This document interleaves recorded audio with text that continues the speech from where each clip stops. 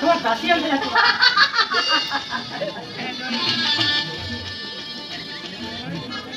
আরে চলো চলো সবাই বরযাত্রী বাসে গিয়ে উঠো, 10টা বাজে লগ্ন, বর যাবে কখন? হ্যাঁ চলো চলো। ঠিক আছে আপনারা তুমি কি বরযাত্রীর গাড়ি ধরে বিয়ে দেখতে যাবে নাকি? ভাই না, শুধুমাত্র গায়ের বিয়ের আচার অনুষ্ঠান দেখবো বলে তো কলকাতা থেকে ছুটে এসেছে এখানে। তাহলে আর দেরি করবেন না, শহরের ম্যাম দিদি আসুন, চটপট চলে আসুন। আমার বহুদিনের স্বপ্ন শর্ত করতে আজ ছোটকা এবারে গৃহলক্ষ্মী আনতে রওনা হলো। ওদের মা যদি আজ বেঁচে থাকতো তাহলে ছোট মাকে কোনো কাঞ্জন দিয়ে বলতো শুধু তার যাচ্ছি রে বাবা, আর অমনি ছোট কাকা বলতো ওই দাসী আনতে যাচ্ছি। এত আনন্দের মাঝেও একটা ব্যথা ছিল অন করে কাটার বড় কাকা বিয়েটা আমি আগে দিতে পারতাম। বাবা তোমার বড় খোকা যে বৃষ্টির প্রতীক্ষা করে বসে আছে, জীবনে একটা বিশেষ দুর্ঘটনা পড়েছে, বিয়ে নামক শব্দটা সে জীবন থেকে কেটে বাদ দিয়ে ফেলেছে বাবা। জানি না মা, আর সেই জন্যই তোর ব্যক্তিগত সিদ্ধান্তের উপর আমি হস্তক্ষেপ করতে পারি। হ্যাঁ ঠিক বলতো, এই বড়ই গাড়ি যায় কোথায় মা? এই হঠাৎ তুই ফিরে গেল। তোমাকে একা বাড়িতে রেখে যেতে আমার মন কিছুতেই সায় দিল না বাবা। তাই তো তোমার থেকে অনেক খুশি হয়েছে আমি বাড়ি ফিরে এলাম। তোরা আমাকে নিয়ে এত ভাবিস কেন বলতো রে মা? এই আদর্শ চৌধুরী কর্তব্যের তরি উপায় না বৈশাল পর্যন্ত আমি যে বড় শান্তি পাবো না বাবা। আগে তোদের উপযুক্ত পাত্র দেখে তো পাত্রচ্যুত করি, তারপর তো আমি মনার কথা ভাববো। বাবা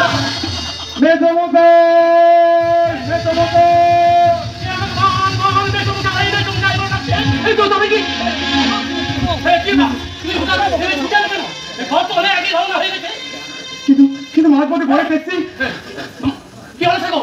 তুই থামলে কেন? বলো না সামনে কি হয়েছে? কি হয়েছে?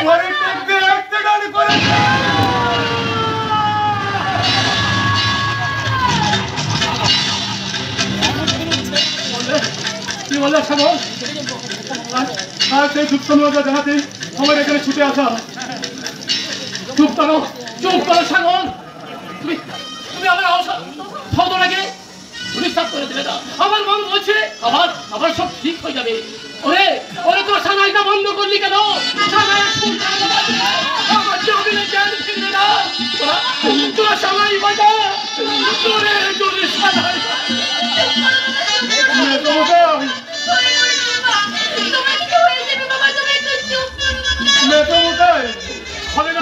আমার চির লগ্ন অবস্থা হয়ে যাবে মেজমশাই।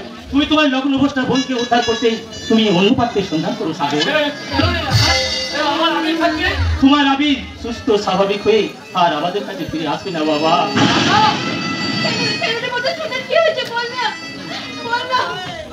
কেমন আছে তা বলার সময় এখন নয় ম্যাডাম, তবে আমি ডাক্তার হিসেবে বলছি 48 ঘন্টার মধ্যে জ্ঞান না ফিরলে আবির বাবুকে হয়তো আর বাঁচানো যাবে না। আর জ্ঞান ফিরলেও ওর মাথায় প্রচন্ড আঘাত লাগার কারণে আবির বাবু হয়তো চিরদিনের জন্য অন্ধ হয়ে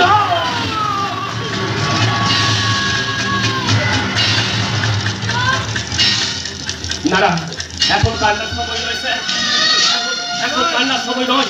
যেভাবে হোক যেমন করে হোক আবির বাবুকে বাঁচাতেই হবে। আর তার জন্য প্রয়োজন এক প্রচুর রক্ত। কিন্তু এমনই দুর্ভাগ্য আমাদের, সারা ব্যাগ তন্ন করে খুঁজো ওই আবির বাবুর বুকে রক্ত কোথাও মিলল না। রক্ত লাগে আমি দেবো বাবা, আমি দেবো। আমিও পারতাম আকাশ, আবির বাবুর বুকের রক্তের সঙ্গে যদি আমার বুকের রক্ত মিলে যেত তাহলে একদম প্রয়োজনে আমি জীবনের শেষ রক্ত বিন্দু পর্যন্ত নিয়ে যেতাম।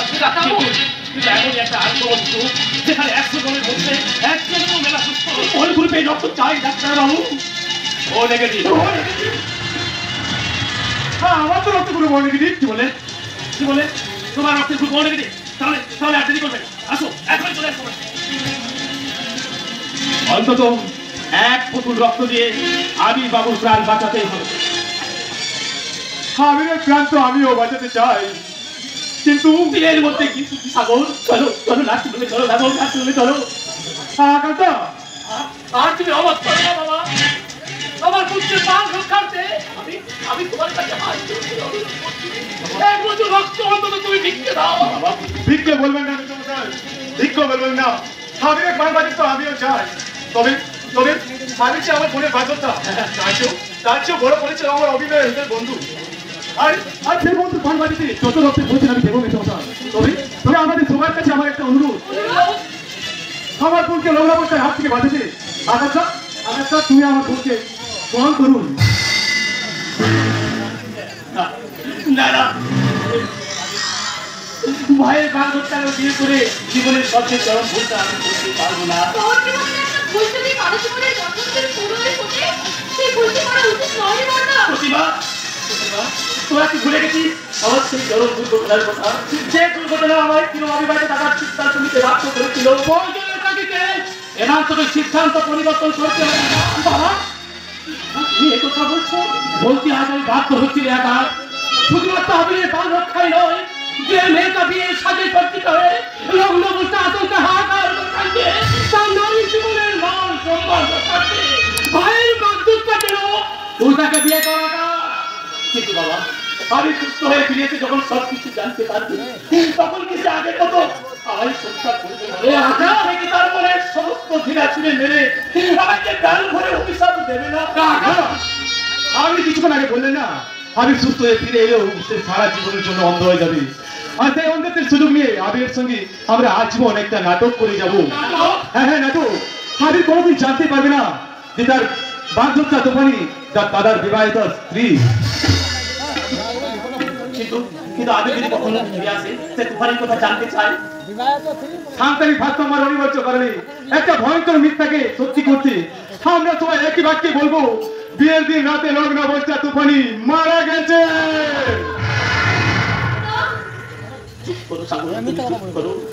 একটা নির্মম সত্যকে চেপে রেখে আমি আজীবন মৃত্যুর অভিনয় করতে পারবো না। তুই সবাই তুমি ক্ষমা করো বাবা। নিতান্ত নিরুপায় হয়ে আজ আমি তোমার কথা অবাধ্য হলাম। কি বললি আকাশ? আমার কথা অবাধ্য হয়ে তুই? বাবা, শুনছিস প্রতিভা? এতদিন ধরে দেখে আমি আমার সত্য আদর্শ দিয়ে তিল করে গড়ে তুললাম রে মা।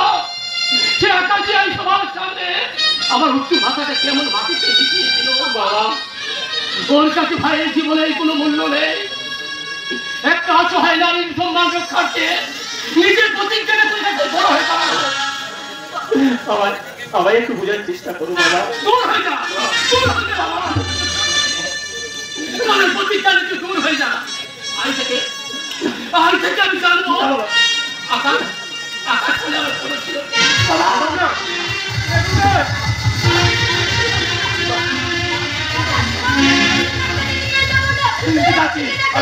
আমি এখন যাচ্ছি। খবরদার, অবাধ্য পুত্রের কর্মদান গ্রহণ করাচ্ছে মৃত্যু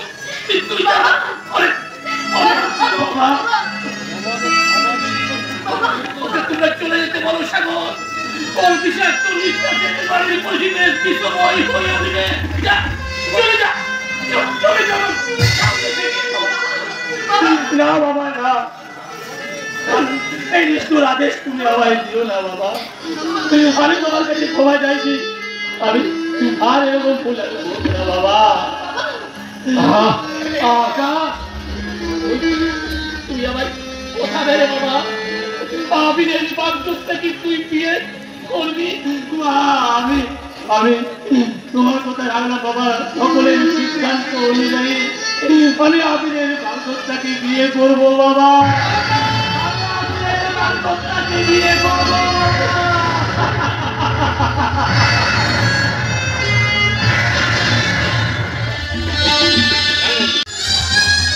কিন্তু 48 ঘন্টার মধ্যে যদি কোনো দুর্ঘটনা ঘটে যায়,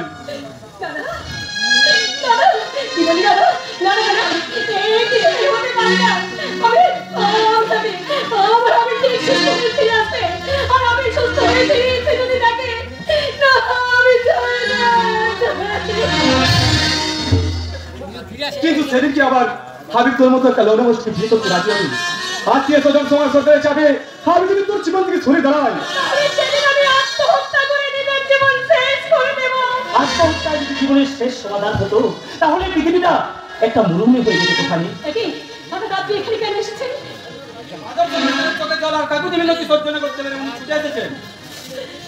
ভাগ্যের পরিয়াসে আমার ব্যক্তিগত সমস্যা আর আত্মীয় পরিজনদের সমস্ত বিদ্যুৎ আর উপয়াসকে অপেক্ষা করে আজ আমি তোমাকে লগ্নদোষের হাত থেকে উদ্ধার করতে এসেছি। ছোট ভাইয়ের বাচ্চাটাকে আপনি স্ত্রীর পরিচর্যাটাকে একটু বিবেকে ভাবতে না। বিবেককে আমার কর্তব্যের ঘোষাঘাতে জড়িয়ে দিতে আমাকে আপনার স্ত্রী বলে পরিচয় দিতে আপনি পারবেন তো? হ্যাঁ পারবেন, আকাশ থেকে পারতেই হবে। যদি দরকার হয় তাহলে জীবন নাটকের সত্যের গতিপথটা পাল্টে নিয়ে গিয়ে সামনে তবে মরুভূমিতে। হ্যাঁ মিথ্যা মরুভূমি, ছলনার মরুভূমি। আমি পারবো না, কিছুতেই মিথ্যে ছলনা করে কিছুতেই আমি আবিরের সাথে ছলনা করতে পারবো না। তোমাদের মিথ্যে নায়িকার সাথে আমি আমার নিজের চোখের জলে কিছুতেই উপহার দিতে পারবো না।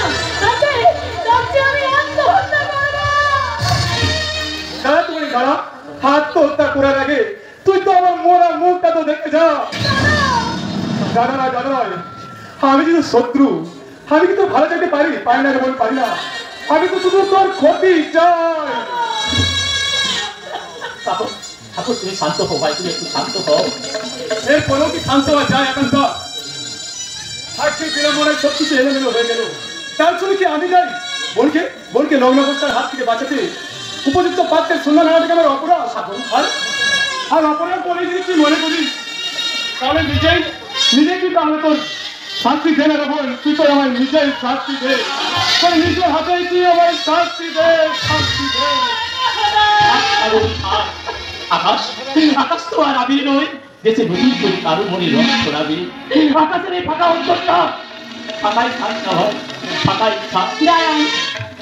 দাঁড়ান আকাশবাবু, দয়া করে আপনি যখন এসেছেন তখন আমাকে লগ্নদোষের হাত থেকে বাঁচান। তোমায় বলবো দেখি আকাশ থেকে বিয়ে করি না, তুই অনেক ছুটি হবি, অনেক ছুটি রে। ওরে তোরা কে কোথায় আছিস? শাক বাজা, উলু দে, সানাই বাজা। আজ আমি খুশি হয়েছি। আকাশ তুই এসো, তোমার তুই এসো।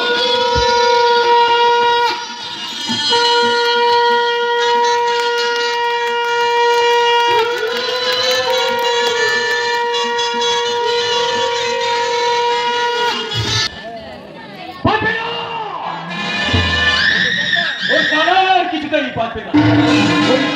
ওই মাঝে আবার আমি কান্নার শুনতে দেব, ওই আনন্দের মাঝে আমি ছড়িয়ে দেব মুঠো মুঠো হাহাকার।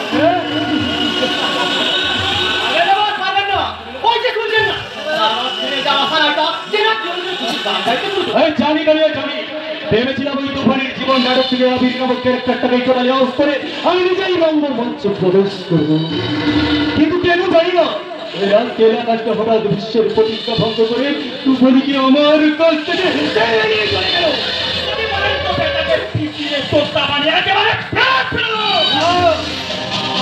ওই আকাশ বাবুর ব্যবস্থা আমি নিজে করবো নিজে, আর তার জন্য কাল রাতে যাবো আমি তুফানির দিকে। তুফানির আরে যাচ্ছি বোধা এই নে তোদের পারিশ্রমিক 50,000 টাকা। 50,000 তোমার বেতনে 1 লাখ দেওয়া হয়েছিল। আমি তো চালা লরিটাকে একেবারে মাঝে বরাবর চালিয়ে দিয়েছিলাম। ওই ট্যাক্সি ড্রাইভারটা সামান্য কাটিয়ে না দিলে ট্যাক্সি চালকের বউকে ওদের উপরে একেবারে ওই চিন্তার কোনো কারণ নেই। ডক্টর বলেছে 48 ঘন্টার মধ্যে ট্রেন না ফিরে হবে সোনালি হয়ে যাবে, আর তখনই বাকি 50,000 টাকাও তোদের পকেটে চলে আসবে। যদি আউট না হয় তাহলে আমি বাবুকে চললে আমাদের কি হবে বল? বাকি 50,000 টাকা ওরা আমার পকেটে ঢুকে তাহলে কিছু করতে হবে বল? এই পরিবার করে রাখতে পারলে আপনাকেও কিন্তু ভাগ্যের কাছে লাঠি খেতে হবে। কাল আমার তোদের আমি একটা নতুন কাজের সুযোগ করে দেবো। তাই কাজটা তারা যদি সাকসেস করতে পারি তোরা পাবি আরো 1 লাখ টাকা। 1 লাখ টাকা এই নে একেই বলে নসিব কাছে।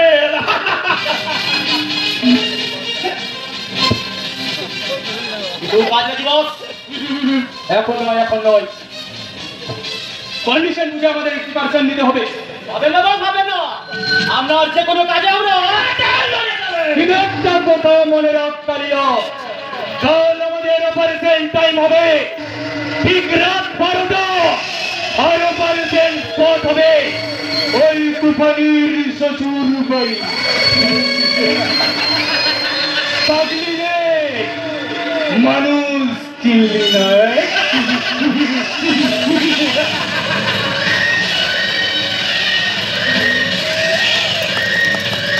না না, আর আমি কোথায় গেলে মধুকে যাবো, কেমন করে পারবো?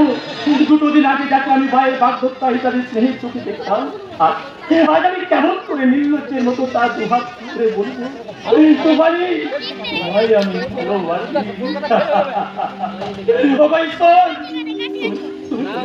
এখন আমি কি করি? চোখের জল ফেলছো কেন? আজকের এই মধুর নিশি রাতে কখনো চোখের জল ফেলতে ইচ্ছে? দাও, আমি তোমার চোখের জল মুছিয়ে দিই। আজকে যে রাতে প্রত্যেকটা নারী পুরুষ তাদের স্বপ্নময় সারা জীবনের সম্পর্ককে মধুময় করে তুলি, সেই রাতকে এমন করে তুমি চোখের জল ফেলি যেন বিশ্বাস করে তোলো না। আমার কাছে মধুময় হলেও এই রাজ্যে আমার কাছে বিস্ময় হয়ে পারে। কোনো এক অদৃষ্ট অপরাধ আমাকে যখন আমি তোমার কাছে গিয়ে দাঁড়াতে পেরেছি, তখন আমার আহত দিলে চিৎকার করে বলতে, না না, এ অন্যায়, এ মহাপাপ। না, ও কথা বলো না, আজকে দিনে ও কথা বলতে নেই। আজকে আমাদের বিয়ের মধুর রাত, এই রাতকে আমরা দুজনে একেবারে মধুময় করে তুলবো। আমরা দুজনে মধু মিশে যাপন করবো। আজকে রাতে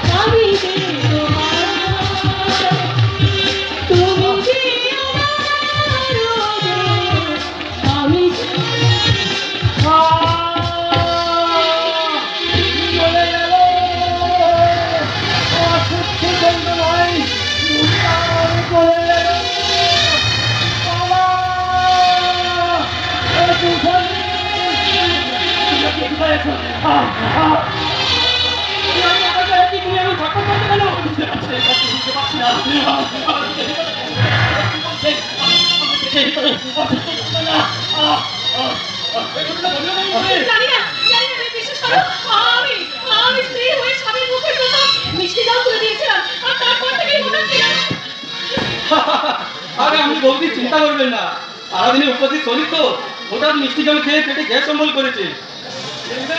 ডাক্তারবাবু এলেই সব ঠিক হয়ে যাবে। আমি ডাক্তারবাবুকে খবর দিতে যাচ্ছি। আমার গ্যাস নয়, আমার মন বলছে ওই মিষ্টির মধ্যে কিছু মেশানো ছিল।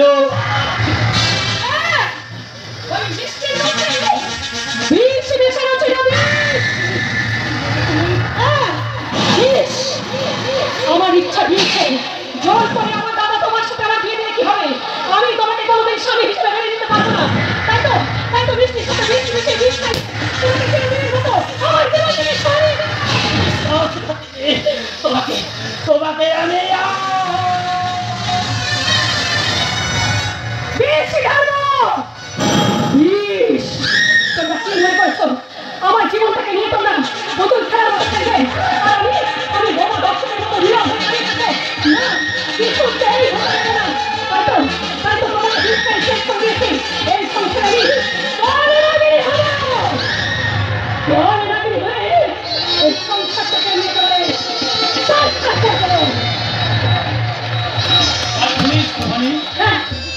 কাজ ঠিক একদম। আমার সংসারটা কিন্তু এভাবে আপনার প্রাণ আমি হারিয়ে যেতে দেবো না, কিছুতেই না।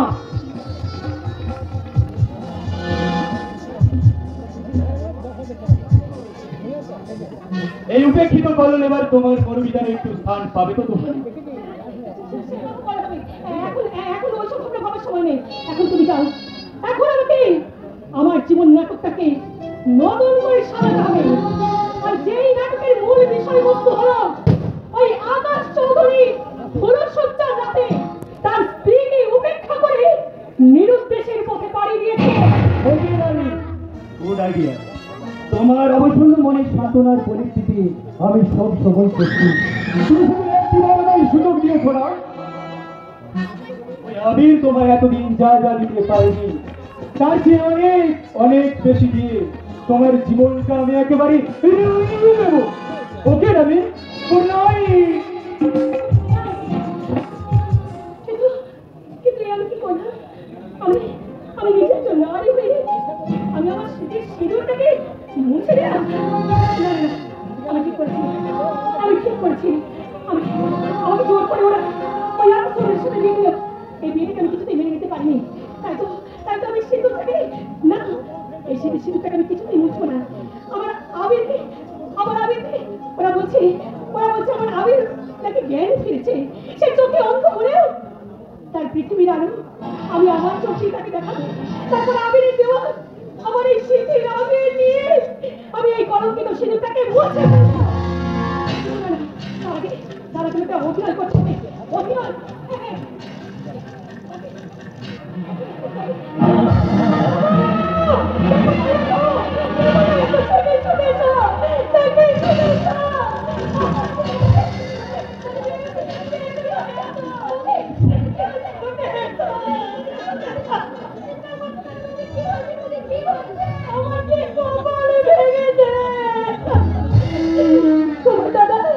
তোমার দাদা আমাকে চিরদিনের মতো ছেড়ে চলে গেছে। প্রতিভা আর আমি নিষেধ করেছিলাম বলি, আমি বাধা দিয়েছিলাম বলি আমাকে জোর করে মাটিতে ফেলে দিয়েছে।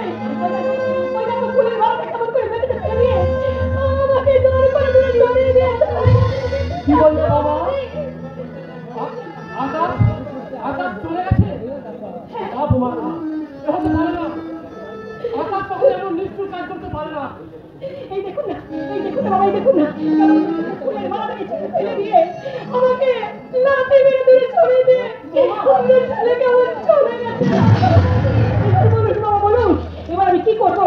এখন আমি কি করবো বলুন? এখন আমি কি করবো?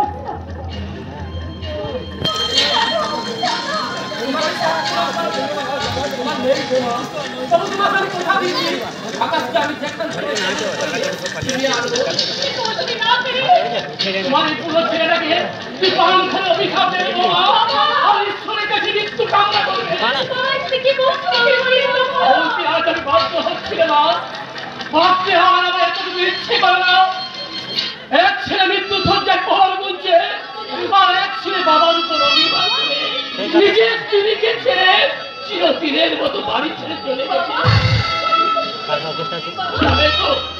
আমি তোকে বিয়ে করতে বাধ্য করেছিলাম, তাই তো হতভাগা এই সরল নিষ্পাপ মেয়েটার উপর প্রতিশোধ নিয়ে চলে গেল। এর জন্য আমি চাই বাবা, এর জন্য আমি চাই তুমি আমাকে পান করে অভিশাপ দাও বাবা, পান করে অভিশাপ দাও।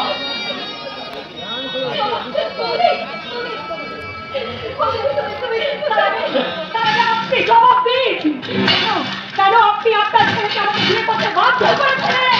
আকাশের সঙ্গে তোমার বিয়ে না দিলে তুমি যে লগ্ন ভর্তা হয়ে যাও। আমার জীবনটা তো এইভাবে নষ্ট হয়ে যেত না। এবার বলুন বাবা আমি কি করবো? আমার আমি ফিরে এলে আমি তার সামনে কি করে দাঁড়াবো? জবাব দিন, জবাব দিন বাবা, জবাব দিন। আর তোমাকে কোনো পরিচয়ও দিতে হবে না। রামবাবুর কাছে গিয়ে বলবো তোর বিয়ের রাতে অ্যাক্সিডেন্টে তোমার আত্মহত্যা করলাম।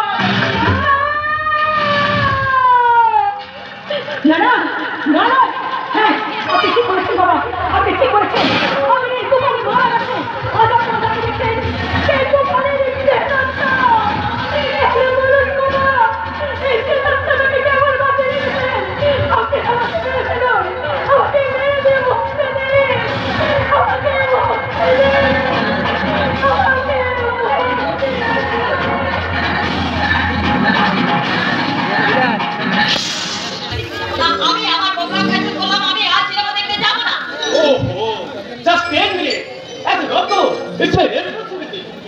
তুমি তোমার রেসপন্সিবিলিটি নিয়ে থাকো। আর কত আশা করে আমি সিনেমা দেখতে যাবার প্রোগ্রাম করলাম, আর তার মধ্যে তোমার পেশেন্ট দেখা চাই। কি করবো সিস্টার, ওই যে কথাই আছে না, ঠেকি স্বর্গে গেলেও ধান মানে, আমার হচ্ছে তাই অবস্থা। তাই ভাবলাম সিনেমা দেখতে যাওয়ার পথে পেশেন্টটা দেখে যায়। তোমার যা খুশি তুমি তাই করো, তবে শোনো সিনেমা দেখতে যাবে ঠিকই, শো স্টার্ট হয়ে গেলে আমি কিন্তু হলে ঢুকবো না, আমি বললাম না। ওকে ওকে মাই সিস্টার, ওকে।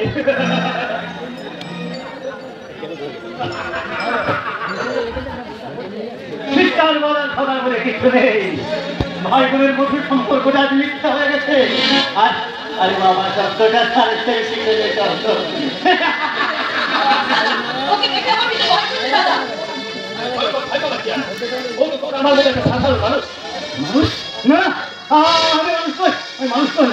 আমি যদি মানুষ হতাম তাহলে ওনাকে আমার এইভাবে হাতে পায়ে জানোয়ারের মতো ফেলে রাখতে পারতো না। না না না, আমি মানুষ নই। এক টুকরো খাবার আর এক রাখালের জন্য আমি কি জানোয়ারের মতো চিৎকার করে বলতে হতো না আমি মানুষ নই, আমি মানুষ নই। ওদের তো খেয়ালের সব পাশে এক্সকিউজ মি ডক্টর, আজ সকাল থেকেই পলিকে মনে হয় সবই গাজন করছে, তাই আমি আপনাকে কল করেছিলাম। কাইন্ডলি ওকে ভালো করে পরিষ্কার করতে চাই। ওকে ওকে মিস্টার খান।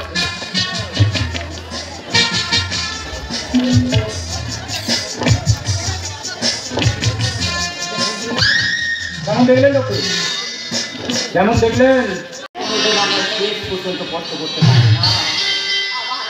আমার সম্মান বাঁচানোর জন্য আপনাকে অসংখ্য ধন্যবাদ, অসংখ্য ধন্যবাদ। বেশ কিছুদিন ধরে সবটা মেন্টাল ডিপ্রেশনে ভুগছিল, তাই তাকে এখানে চেঞ্জেস। কিন্তু কিন্তু এই শান্ত সবুজ ছায়া ঘেরা গ্রামের মাঝেও এমন হিংস্র হাইনা থাকতে পারে তা আমি ভাবতেও পারিনি। আমার সম্মান বাঁচানোর জন্য আপনাকে অসংখ্য ধন্যবাদ। ধন্যবাদ তো কোনো দুজন নেই সব, এটাই ওটার জীবনের একমাত্র লক্ষ্য। আপনারা ফিরে যান, সে ওইটা বুঝতে পারছেন আর সে কোনোদিন আমাকে করতে পারবে না। Thank you, thank you. একদিন আসুন না আমাদের বাড়িতে, আপনার মতো রহস্যময় মানুষদের ইতিহাস জানবার জন্য আমার খুব ইচ্ছে হচ্ছে। আসলে কে আপনি, কি আপনার পরিচয়? কি আমার জানি না ঠিকানা, আমি ভগবান অমানুষ আমি না। কি আমার পরিচয় জানি না ঠিকানা,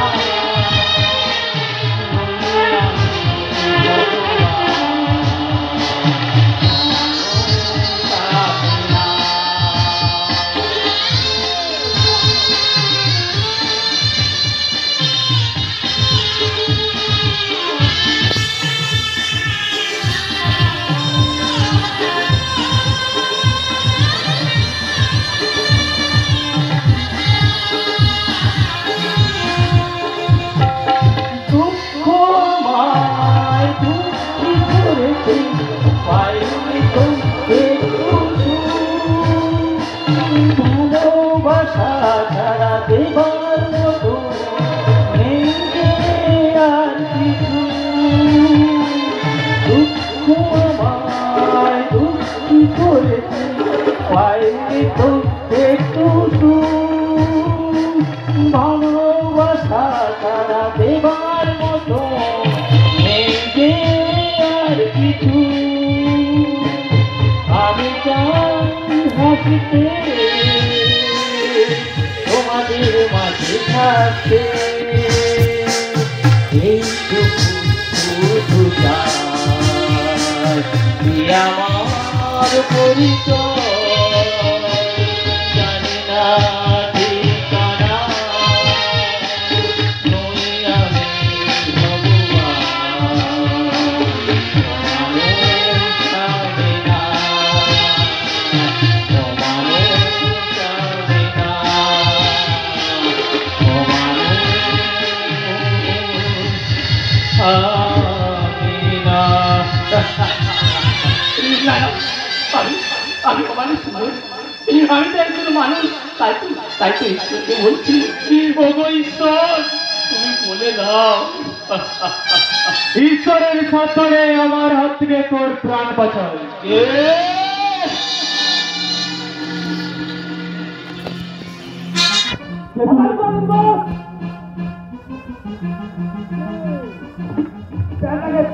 একেবারে দরকার হয়নি বস। তুমি এই জানার জন্য আমাদের হাত থেকে ঠিকানা পৌঁছে গেছে।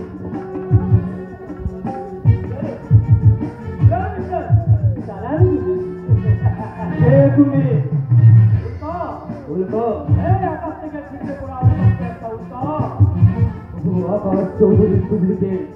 ওকে যদি আমরা আকাশ সাজিয়ে কি বলো মিস্টার, আমার দিকে তাকিয়ে দেখছে উল্কার মধ্যে কিছু নতুন কিছু বুঝতে চাইছেন বুঝি? হ্যাঁ শুনবেন মিস্টার, শুনবেন। এই উল্কা জীবিত থাকতে কেউ পারবে না। ওই আগুন আমি ফু দিয়ে নিভিয়ে নেবো।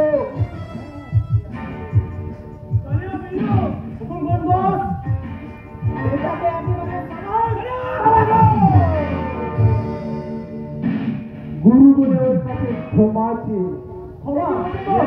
যাবো বিদায় কর যা।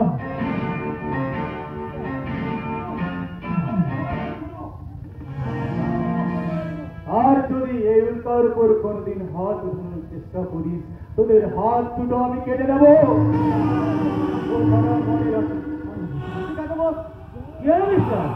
উল্কার উপর এত দয়া উঠতে উঠছে, তার কারণটা তুমি জানতে পারি? তোমার সাহস আর বাহাদুরকে আমি মুক্ত উল্কা, তাই তোমাকে আমার প্রয়োজন। উল্কা কারো গোলামি করতে চান নাই মিস্টার।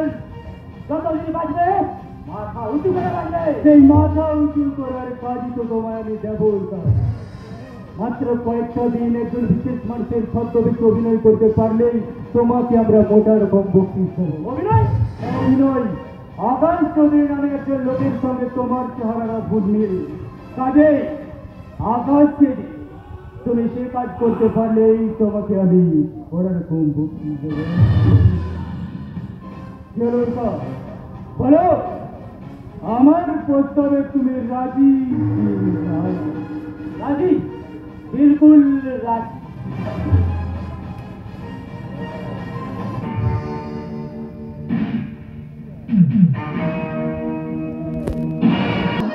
আবিরের স্মৃতি আমি কিছুতেই মন থেকে মুছে ফেলতে পারছি না।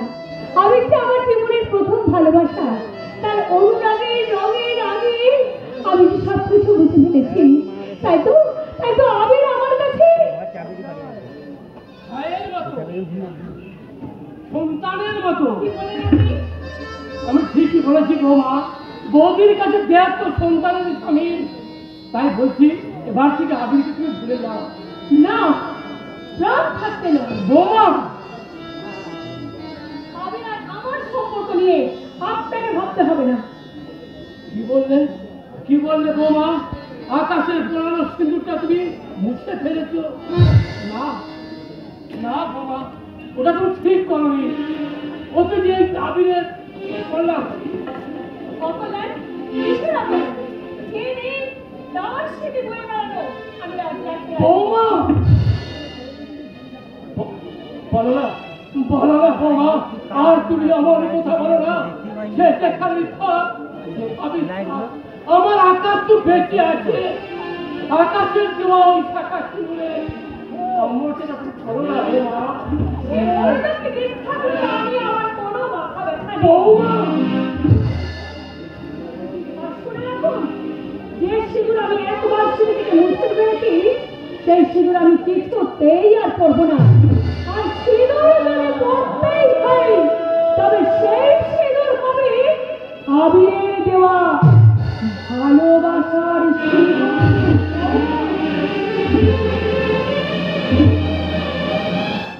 না না বোমা না, আমি জীবিত থাকতে তোমাদের মধুর সম্পর্কের মাঝে কখনো আমি কলঙ্কের গালি লাগাতে দেবো না।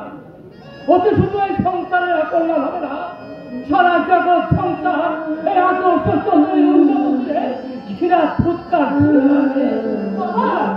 বাবা, বর্ষার মতো তুমি একদম কাঁদবে না বাবা। যে মানুষটা তোমার কথা না ভেবে অভিমান করে বাড়ি থেকে ছুটে যেতে পারে, কেন তুমি তার মতো ভাবে বলো তো বাবা? কেন ভাববে? কেন? বাপু জীবনটাকে প্রকাশ করে না।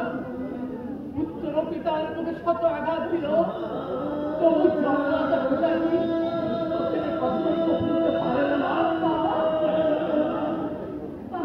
এখন আমি কি করবো? কেমন করি আমি সংসারে হাল ধরবো? আর কেমন করি আমি তোর বিয়ে দেবো? তার জন্য আর চিন্তা আমি আপনার মেয়ের বিয়ের ব্যবস্থা করে দেবো। আমি আজকে আমার নাম গণেশ গড়গড়ি। আমি হলাম গিয়ে চাঁদ ঘটক। আপনার বাড়িতে বিবাহযোগ্য কন্যা আছে জেনে আমি ঘটকালিকে তুলে দিলাম। না, আমার বিয়ের দিন আপনাকে ঘটকালি করতে হবে না। তাহলে কি আর হয়? ঘটকালি হলো আমাদের চার কীর্তি। 5 পুরুষ ধরে আমরা এই পেশায় নিযুক্ত। তাই ঘটকালি না করলে আমাদের পেট চাইলে বের করে। অবশ্য আজকাল এই ঘটকালি ব্যবসায় সেরকম লাভ কোনো নেই। কারণ এখনকার ছেলেমেয়েরা ওই দেখো একটা ওই আজলাইনের মতো ফোন নিয়ে নিজেরা বিবাহিত করে নিজেরা নিজেদের বিয়ের ঘটকালি করে বসে আছে। হলো সত্যি আমার মেয়ের জন্য একদিন উপযুক্ত পাত্র তাহলে তোমার হাতে কেমন পাত্র আছে বলে? আজকে যেমনটি চাইবেন ঠিক তেমনটি পাবেন। জুতোর দোকানে সাইজ মেপে যেমন জুতো কেনেন তেমনি দোরগোজ থেকে শুরু করে দ্বিতীয় বোর, চতুর্থ বোর, পঞ্চম বোর পর্যন্ত। মানেটা ওদের সাজা। 5 বার বিয়ে করেও বউ দেখেনি এমন পাত্র আমার হাতে আছে। তবে ওসব পাত্রের জন্য অবশ্য কোনো ফোন দিতে হবে না। উল্টে আপনার মেয়েই পেয়ে যাবে ভালো ভালো শাড়ি, দামি গয়না, আর সেই সঙ্গে 2-4টে বাচ্চাও। অসুবিধা করার জায়গা নয়। ভালো পাত্রের সঙ্গে আছে তো ভালো, নইলে তুমি আসতে পারো। আসবো মানে আমাকে কি আপনি যেমন তেমন ঘটক পেয়েছে? বাঁচুন তাহলে। এই দেখুন, ডাক্তার পাত্র 5 লাখ, ইঞ্জিনিয়ার পাত্র 4 লাখ, মাস্টার 3 লাখ। তবে এখানে একটু সমস্যা আছে। এই কিছুদিন আগে দেখলেন না 26,000 মাস্টার একেবারে ছাঁটাই হয়ে গেল।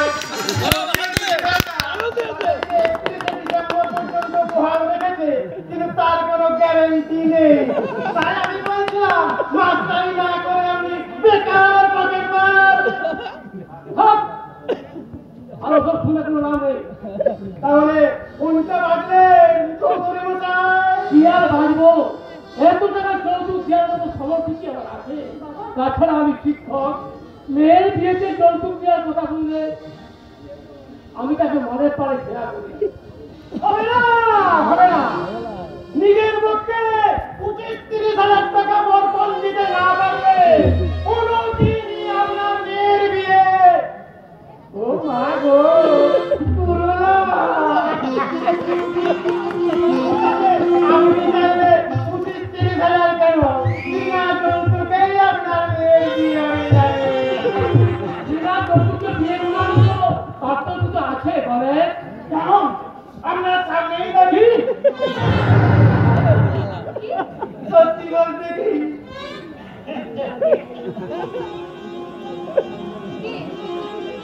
বিয়ে করতে খুব একটা আমার ইচ্ছা ছিল।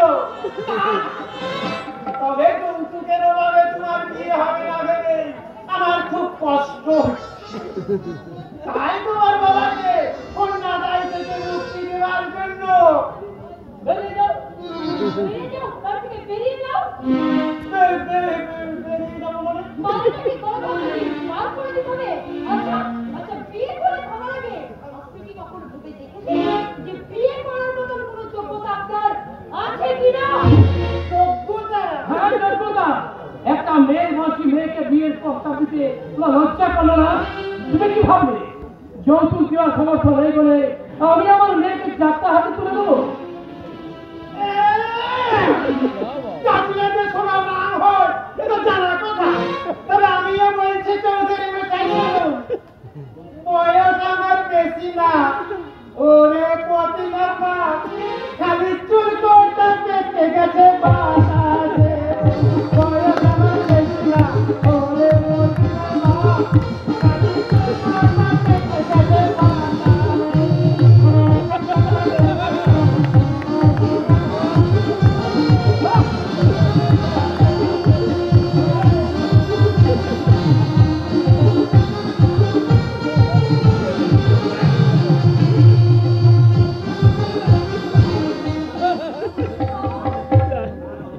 না গণেশ না করি, বিয়ে দিতে না পারলে মেয়েটার গোলাটিকে ফোন করবো। তো তোমার মতো ঘাটে মরার সঙ্গে কখনই আমি আমার মেয়ে বিয়ে দেবো না। আমি কি করবো মেজমুদার? তুমি আমার প্রতিমাকে। হ্যাঁ মেজমুদার, আমরা দুজন দুজনকে ভালোবাসি, আর আমার অনুমতি পেলে আমরা খুব শীঘ্রই বিয়ে করবো। অবশ্য আমরা যদি কোনো আপত্তি থাকে। আপত্তি কি বলছো বাবা? তোমার মতো হীরের টুকরো ছেলে আমাকে প্রতিমাকে বিয়ে করতে রাজি হয়েছে, এই কি আমার কম সৌভাগ্য? ও কথা বলে আমার লজ্জা দেবেন না মেজমুদার। লজ্জা তো আমারই পাওয়া উচিত। যে পিতা সত্য রক্ষা সাজা দিতে পুত্র নিরুদ্দেশে পথে পাড়ি দেয়, যে পিতা অন্ধ পুত্রের কাছে মিথ্যে প্রতিপন্ন হতে হয়, কন্যা বিবাহের জন্য যাকে অন্যের অনুগ্রহের কাছে হাত তুলে দাঁড়াতে হয়, তার সে বড় লজ্জা আর কিছু নয় বাবা, আর কিছু নয় বাবা।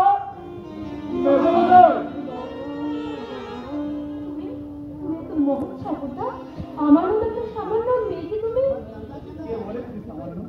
সামান্য হলে কি আমার নিজের ভালোবাসার আশা রাখতে পারছি? তুমি দুঃখ হাতে কানে নিয়ে এসেছো, আর আমাকে কিছু যায় আসে না কেন? সবটা আমরা সমান ভাগে ভাগ করে দেবো। তারপর আমরা দুজনকে বলবো, আমি তোমাকে কি বলবো জানো? বলবো